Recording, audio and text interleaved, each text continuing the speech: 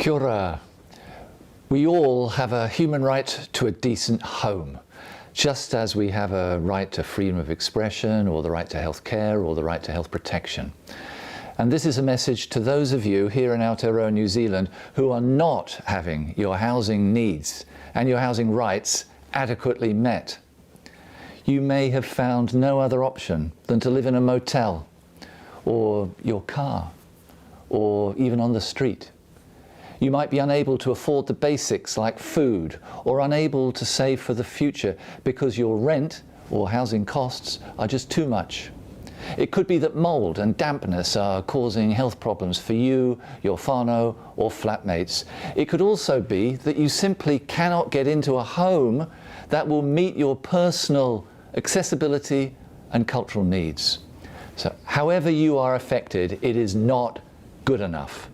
We must find solutions that help you realise the right to a decent home and join our voices together to improve our housing system here in Aotearoa.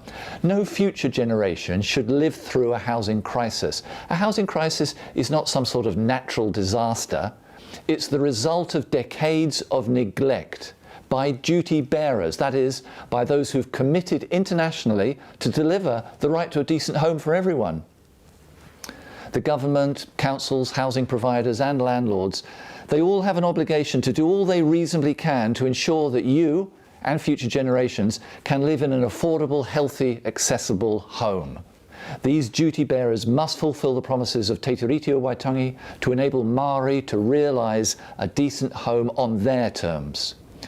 The Human Rights Commission is undertaking a housing inquiry because human rights can help all of us create a fair, accessible, decent, affordable housing system for everyone.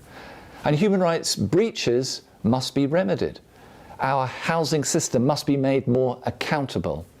The Human Rights Commission has set out guidelines that explain what the right to a decent home means for communities, for government, and we've outlined the need for effective accountability of governments for housing. Now, in the coming months, we will report on what we believe needs to change and how. And your voice is crucial. Whether it is reporting on the affordability of rents or the ongoing use of motels as transitional housing, we want to hear your voice, your experiences. We can join our voices together to make sure that those who have human rights responsibilities actually listen and deliver.